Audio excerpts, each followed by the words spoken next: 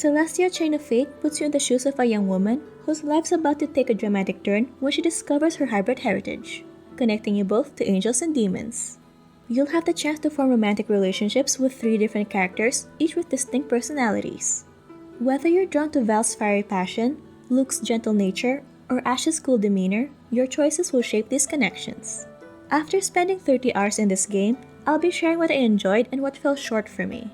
By the end of this video, I hope you'll have a clear idea of whether Celestia Chain of Fate is the right game for you.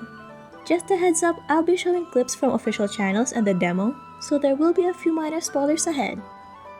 Thank you to the publishers for gifting us a key to the game, and while we've been given a key, all opinions shared here are our own. Get comfy and maybe grab some snacks. Here are 7 things you need to know before you start playing Celestia Chain of Fate. First up is the world building. In Celestia Chain of Fate, you play as Arya, the daughter of a duke whose life takes a surprising turn. She finds out she's not just human, she's a mix of angelus and demons. Because of this, Arya is invited to attend Celestia Academy, a special school where she can learn about magic and how to use her own powers. As she steps into this new world, she discovers more about her family's mysterious past and the magic she now holds. At the academy, Arya has to face many challenges, like learning to control her magic and understanding what it means to be part angelus and part demon. She also needs to uncover hidden secrets about her family, which might help her survive in this magical world. The story is about how Arya navigates her new life, making friends, dealing with enemies, and finding her place in a world full of angels and demons. And this is actually very reminiscent of high school fantasy shonen anime, not shoujo.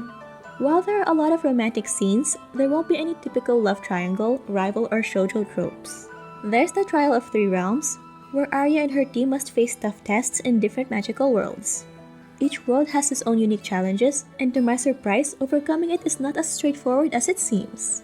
The lore of this game is solid and with a variety of colorful characters.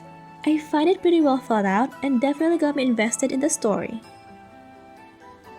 Up next are the love interests. Starting with Ash Winterlight. Ash is part angelus and part human, with a royal background that comes with a lot of responsibilities. He might seem cold and distant at first, but that's because he's dealing with some tough issues back in his kingdom. However, when he's around Arya, Ash starts to open up and show his softer side. As you get to know him, you'll find out that there's more to Ash than meets the eye. And you might even help him overcome his struggles. My initial impression of him is that he's this cool kudere prince, and while he looks the part, he has this warmth and passion that you'll encounter early on in the game. I especially enjoy his banters with Val. This Ice Prince cannot catch a break with Val's energy, and I might sometimes ship both of them together more than with the heroine. Then we have Luke Alistair. Luke is a full-blooded angelus from a noble family, but life hasn't been easy for him. He's kind, caring, and always there to support Arya when she needs it. Even though he's gentle, Luke can be very protective, especially when someone tries to hurt Arya. As you spend more time with Luke, you'll learn about the burdens he carries and see how strong he really is. I felt that his character had the least character development. There are some revelations from his backstory, and his subplot keeps things pretty interesting. However, I find that there are no, or maybe just a few minute changes in his character throughout the story. This could also mean though that his character was pretty solid from the start, and it's up to anyone's interpretation really. Up next is Val the Lucifer. Val is a demon with a famous last name that carries a lot of weight. He's loud, energetic, and sometimes a bit rough around the edges, but that's just his way of hiding the sadness he feels from a past tragedy. As you get to know Val, you'll discover his softer, sweeter side and realize that there's more to him than just his tough exterior.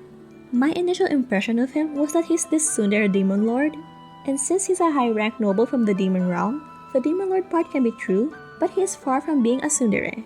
He's this lovable goofball who will always support his friends. In his subplot, it feels like you're fighting an unknown battle, and I felt that there are more questions than answers compared to the other two. I've mentioned subplot a lot, and that's because in this game, there's only one storyline with overarching plots. For a quick context, Celestia Chain of Fate is actually part of a mobile game called Memories, Your Choice, Your Story. If you're not familiar with mobile game visual novels, most have this episodic feel to it, which is also the reason I mentioned that it has the vibes of a fantasy high school anime. I do like it that every chapter ends in either a cliffhanger of sorts, or sometimes wrapping up a subplot really well. Just one gripe I have is that depending on your choices, it can become a harem common route without each of the boys knowing. I did feel that she was leading them all on, but given that this is technically a port, as a mobile game, the option to have intimate moments with each love interest makes sense. Assuming that each episode or chapters were released or unlocked a few days or weeks from each other. Keep the audience wanting more, as they say. As a standalone port, however, I would have wished flirting with each love interest was locked so that you could not choose the other option afterward. And also because the heroine has this nice girl image, if she was a chaotic gremlin, I wouldn't have minded that much, and it would have been pretty interesting. So, what do we do now if we don't want that? Well, this is only really an issue if you choose all available options for each love interest before moving forward. If you choose your answers mindfully, meaning if you already decided to go with Ash, then just choose not to go with either Luke or Val afterward in that specific chapter. Then you probably won't experience this. Overall, being a direct port limits the game, however, I find that it doesn't diminish the main points of the story. Moving on to our lovely heroine, Arya Silverwings. I'm glad that she is pretty significant in the story and that the plot revolves around her and not just some bystander waiting for the love interest's story to unfold. She's initially seen as naive, but this is due to her sheltered life. Honestly, I felt it was a bit too unfair how everything was just dumped onto her, but she took it in stride with grace and confidence like a noble for stature would. However, depending on your choices, she can be a bit inconsistent, which I do think is because the game was initially created for mobile. She suddenly becomes too insistent on something, and in other choices, she gives up too easily and drops everything she stands for. Granted, this all leads to bad ends. Like the game wants to end this quickly so that you can choose another option. That said, I like how Arya has the most character development in the game. Her attitude of always trying to improve herself is something I root for. Up next is the supporting cast. They are quite a treat as well. Most were pretty significant in the sub and overarching plots. However, I feel that some weren't treated with much care compared to the main characters in terms of their sprites. That said, I liked how they seem to have their own needs and wants, a separate life away from the main characters. And I especially enjoyed the plot twists at the end, emphasis on the plural form. With each revelation uncovered, I see them in a different light. Oh, and we do have not one, not two, but 3 bachelors that are undateable in this game. I actually stopped counting at 3, but that's part of our checklist, right? Up next is the audio.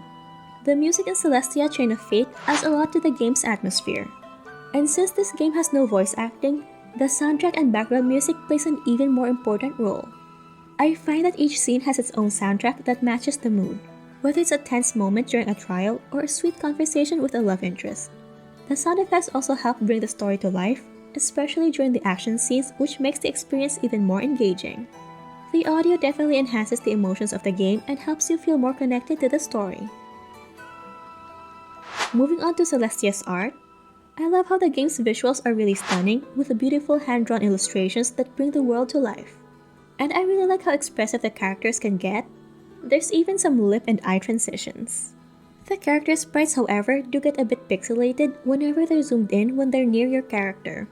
And while it makes sense since it's a port from a mobile game, it needs a bit of a touch-up since it takes away a bit of immersion. As for the backgrounds, each scene is filled with detailed artwork, from the Grand Academy halls to the mystical realms we explore. As you progress through the game, you unlock CGs that highlight important moments in the story. These visuals not only make the game look amazing, but also help to tell the story in a more immersive way, similar to the animated background effects which are prevalent in action scenes. The subtle changes really make for an exciting and immersive gameplay.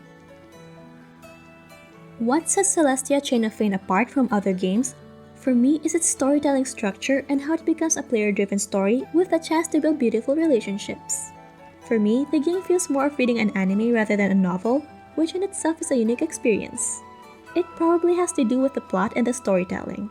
If you've played Otome visual novel mobile games before and get frustrated in grinding for gems just to select the best answer, then this game is for you. So if you enjoy stories with fantasy elements, and maybe in a school setting, with solid lore and a colorful cast, Celestia Chain of Fate is definitely worth checking out. Plus, the detailed visuals and emotional music add to the overall experience, making it a game that's both fun to play and emotionally rewarding. For me, without compelling art, even the best written visual novels might struggle to fully immerse their audience. And in this video, we reviewed an Otome with gorgeous art and animation in a similar vein to that of Celestia Chain of Fate. In my opinion, the visuals affect everything from first impressions to storytelling, engagement, and inclusivity. If you enjoy games like these as much as I do, this might be your next gem. So click on the video and I'll see you there. Stay awesome, gamers!